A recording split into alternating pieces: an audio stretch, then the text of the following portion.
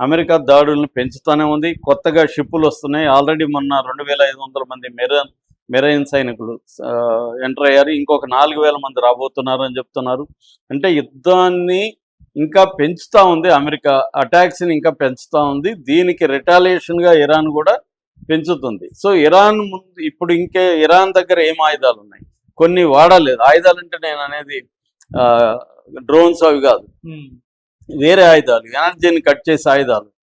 ఇప్పటి వరకు ఆయిల్ని కట్ చేసింది, ఇంకా కూడా ఆయిల్ని కట్ చేస్తుంది. ఇంకా కూడా అటాక్ చేస్తే కంప్లీట్గా ఒక 5-6 ఏళ్ళు గల్ఫ్ దేశాలు ఆయిల్ తర్వాత గ్యాస్ ప్రొడ్యూస్ చేయలేని పరిస్థితిని ఇరాన్ క్రియేట్ చేయగలదు. That is number 1. నెంబర్ 2 ఏంటి, ఈ హార్మోజ్ జలసంధిని కంప్లీట్గా క్లోజ్ చేస్తుంది. ఇప్పటి వరకు యెమెన్లో యుద్ధంలోకి రాలేదు. యెమెన్ మనకి ఒకటి గుర్తుపెట్టుకోవాల్సిన ఏమంటే, ఇజ్రాయెల్కి అమెరికాకి వ్యతిరేకంగా ఇరాన్ ఏం చేసిందంటే యాక్సిస్ ఆఫ్ రెసిస్టెన్స్ అని ఒక నెట్వర్క్ని ఇరాన్ డెవలప్ చేసింది. ఆ నెట్వర్క్ ఎక్కడ, లెబనాన్లో హెజ్బుల్లాసు, యెమెన్లో హౌతీలు, పాలస్తీన్లో హమాసు, తర్వాత సిరియాలో ఇరాక్లో సిరియాలో షియా మిలిషియా, ఇలాగా అన్ని చుట్టుపక్కల ఉన్న అన్ని దేశాల్లో ఇజ్రాయెల్ని చుట్టుముట్టే దానికోసం యాక్సిస్ ఆఫ్ రెసిస్టెన్స్ అని ఒకటి డెవలప్ చేసింది. ఇరాన్ మీదకి వస్తే వీళ్ళు కూడా ఇరాన్కి ప్రొటెక్షన్గా వస్తారు.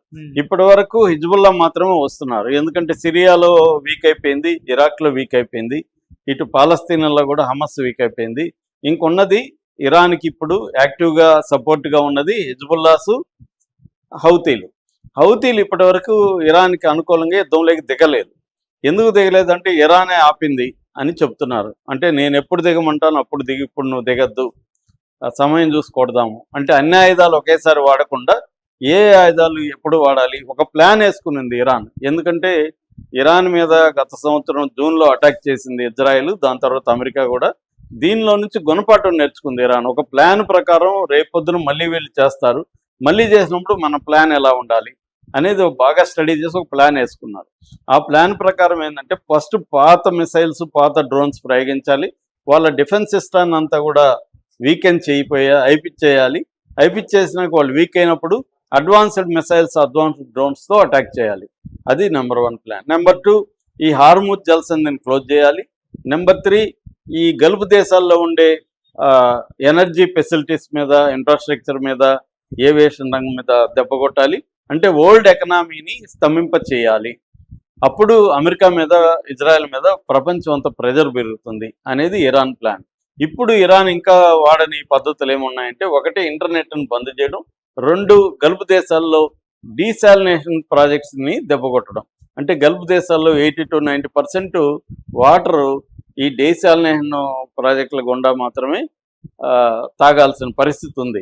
సో ఈ వాటర్ని దెబ్బతీయాలంటే డీసాలినేషన్ ప్రాజెక్టులు కొట్టామంటే గల్ఫ్ దేశాలు వాటర్ సంక్షోభంలోకి వెళ్ళిపోతాయి. ఇది ఒకటి. ఇంటర్నెట్ అనేది ఇంకా బలమైంది. ఇందాకే చెప్పి ఆయిల్ 20th సెంచరీ అయితే డేటా అనేది 21st సెంచరీ. సో ఇంటర్నెట్ ఆగిపోతే పరిస్థితి ఏంటంటే, మనకి దాదాపు 25% గ్లోబల్ ఇంటర్నెట్ ఈ 2 చోక్ పాయింట్ నుంచి వస్తుంది. ఇది red sea and strait of Hormuz, ఈ రెండింటి నుంచి వస్తుంది అనమాట. దీన్ని ఇప్పుడు దెబ్బ కొడితే ఏమవుతుంది, మనకి ఇంటర్నెట్ తగ్గిపోతుంది. ఇంటర్నెట్ తగ్గిపోవడం వల్ల ఏమవుతుంది, స్టాక్ మార్కెట్లు కుప్పకూలుతాయి, బ్యాంకింగ్ ట్రాన్సాక్షన్స్ పడిపోతాయి, మన యాప్లు, యూపీఐ యాప్లు ఏవి పనిచేయవు, క్రాష్ అయిపోతాయి. సో మనం పేమెంట్లు చేయలేము, మనకు బ్యాంకులు డబ్బులు ఇవ్వవు, మన డబ్బులు అక్కడ పెండింగ్లో పడిపోతాయి. హాస్పిటల్లో ఇంటర్నెట్ లేకపోతే మిషన్స్ పనిచేయవు. తర్వాత మొత్తం ఇంకా వ్యవస్థలన్నీ కూడా ఆగిపోతాయి అన్నమాట.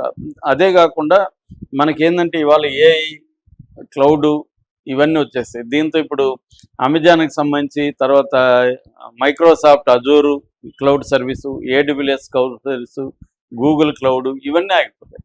సో ఇవన్నీ ఆగిపోతే మన యాప్స్ అన్నీ పనిచేయవు. మనం ఇప్పుడు అన్నిటి మీద గవర్నమెంట్ కానీ, ప్రైవేట్ సెక్టర్లు కానీ యాప్స్ మీద డిపెండ్ అయిపోయినాం, ఇంటర్నెట్ మీద డిపెండ్ అయిపోయినాం. ఇప్పుడు ఇవన్నీ కుప్పగొల్లిపోతాయి, ఫైనాన్షియల్ రంగం కుప్పగొల్లిపోతుంది. దీనివల్ల మొత్తం సంక్షోభం అనేది వచ్చేస్తుంది. మనం ఏంటంటే ఒక రోజు కాదు, గంట సేపు ఇంటర్నెట్ లేకపోతేనే ఇన్ని లక్షల కోట్ల నష్టం అంట, ఇంత ఇదంట అని మనకు వార్తలు చదువుతుంటాం.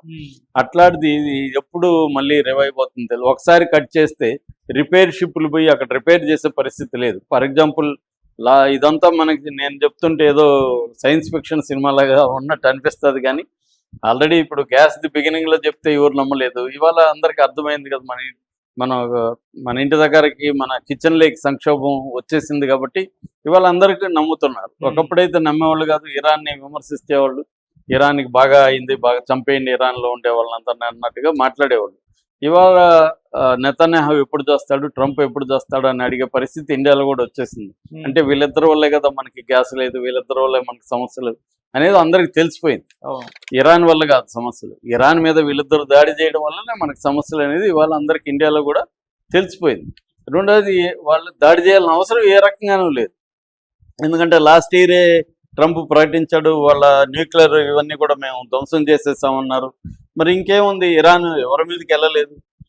అంటే క్లియర్గా ఇజ్రాయెల్ అవసరాల కోసమే ఇరాన్ మీద దాడి చేశారు. ఇజ్రాయెల్ ఎక్స్పాండ్ అవ్వాలి కాబట్టి ఇరాన్ వల్ల దానికి థ్రెట్ ఉంది కాబట్టి ఇరాన్ని బలహీనపరచాలనేది ఇజ్రాయెల్ టార్గెట్. ఈ టార్గెట్కి ట్రంప్ వంతబాడి ట్రంప్ కూడా దిగాడు అనేది అందరికీ ఇప్పుడు ప్రపంచం అంతా కూడా అర్థమైపోయింది.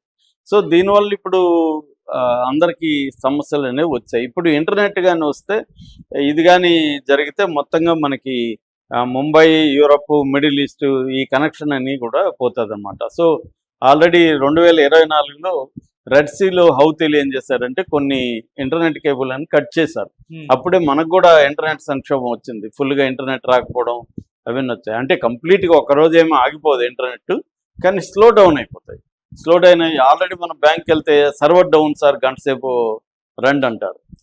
ఇది సర్వర్ డౌన్, వారం తర్వాత రండి అనే డైలాగులు వినబడతాయి నెక్స్ట్. ఎందుకంటే స్లో డౌన్ అయిపోతాయి, ఉన్న సిస్టమ్స్ తగ్గించుకోవాలి. మళ్ళీ ఇంటర్నెట్ కూడా రేషనింగ్ పెడతారు, రోజుకి ఇన్ని గంటలే వదులుతాం, ఈ టైంలోనే మీరు మార్నింగ్ 2 గంటలు, ఈవినింగ్ 2 గంటల్లోనే పేమెంట్స్ చేయండి అంటారు. ఇలాంటి ఇది స్టార్ట్ అవుతుంది. సో నేను ఇందాక కూడా ఒక వీడియోలో చెప్పిన, ఇవన్నీ ఎలా ఉండబోతుందని ఎవరికైనా ఇంట్రెస్ట్ ఉంటే క్యూబా మీద వీడియోలు ఉన్నాయి, క్యూబా చూడండి. క్యూబా పరిస్థితి ఇవాళ ఎలా ఉందో అందరికి అర్థమవుతుంది. పవర్ 6 నెలలుగా పవర్ లేదు, ఆయిల్ లేదు వాళ్ళ దేశంలో, వంటలు చేసుకునే పరిస్థితి లేదు, నీళ్లు లేవు, బకెట్లలో ఎక్కడెక్కడ నుంచి తెచ్చుకోవాలా, అక్కడ రేషనింగ్ ఇస్తూ ఉన్నారు. అంటే ఒక 30 గంటల తర్వాత 2 గంటలు పవర్ ఇస్తూ ఉన్నారు, 30 గంటలు పవర్ ఉండదు. ఆ 2 గంటలు అర్ధరాత్రి 3కో 2కో కూడా ఇస్తున్నారు. అప్పుడు లేచి గబగబా పనులు చేసుకొని, గబగబా స్నానాలు చేసి, గబగబా వండుకొని ఇవన్నీ చేయాలి. ఫ్రిడ్జ్లు లేవు దాచిపెట్టుకోవడానికి ఫుడ్, అన్ని కాస్ట్లు పెరిగిపోయినాయి. సో 70% అక్కడ ఓన్లీ 2 పూటలు మాత్రం భోంచేస్తున్నారు. సో అటువంటి ఒక స్థితి, అంత ఘోరంగా రాకపోయినా కనీసం మనకు కూడా అటువంటి కష్టాలు అయితే స్టార్ట్ అవుతాయి. ఇంటర్నెట్ ఆల్రెడీ మనకు గ్యాస్ ఇవన్నీ ప్రాబ్లమ్స్ వచ్చాయి. నెక్స్ట్ రాబోయేది మనకు ఇప్పటికి ఎల్పిజి ఇంటికి సంబంధించి 14.2 kgల సిలిండర్ ఇప్పటికైతే ఇబ్బంది లేదు ప్రజెంట్, కానీ అది కూడా నెక్స్ట్ వస్తుంది. అలాగే డీజిల్, పెట్రోల్ రేట్లు 10-20 రూపాయలు పెరిగిపోతాయి. దీనివల్ల ఏమవుతుంది, ట్రాన్స్పోర్ట్ కాస్ట్ పెరుగుతుంది. ఇండస్ట్రీలో గ్యాస్ అండ్ ఆయిల్ సరిగా లేక ఇండస్ట్రీ ప్రొడక్షన్ తగ్గిపోతుంది, కన్జ్యూమర్ ప్రోడక్ట్స్ పెరిగిపోతాయి, అగ్రికల్చరల్ ఎఫెక్ట్ అవుతుంది, ఆహార సంక్షోభం వస్తుంది. వీటన్నిటితో పాటు ఇంటర్నెట్ కూడా మనకు తగ్గిపోతే ఇంకా బ్యాంకింగ్ సంక్షోభం, ఫైనాన్స్ సంక్షోభం, ఇంటర్నెట్లో మనం వాడే అన్ని సేవలు, యాప్లు అన్నీ కూడా బంద్ అయిపోయే పరిస్థితి. ఖచ్చితంగా యుద్ధం కంటిన్యూ అయితే మాత్రం 100% ఇండియాకు కూడా ఈ సంక్షోభం అనేది వస్తుంది. Okay sir, thank you so much.